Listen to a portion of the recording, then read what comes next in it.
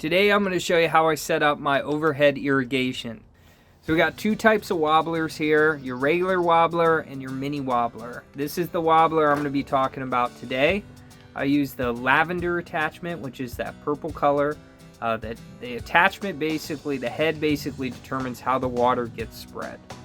So the mini wobbler is threaded 1/2 inch on one end. Now what I do is I typically take some plumber's tape and wrap it around the threaded end. Then I get my attachment, which is also threaded, and you'll just thread it in like this. On the other end is where the pipe will go, so you'll put some glue on the pipe and then stick it in the pipe end.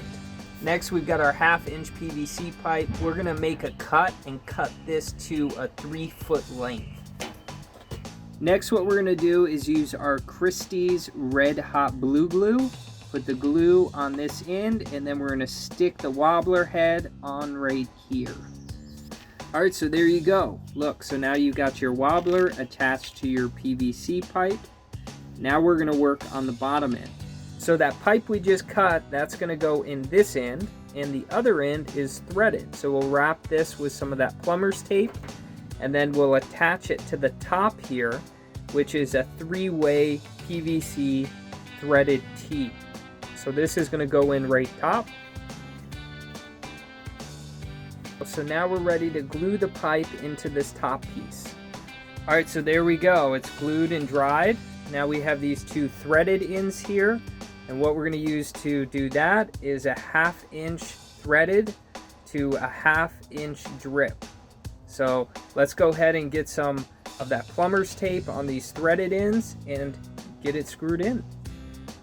There you go. So now I'm gonna take you guys to where I'm gonna install this thing.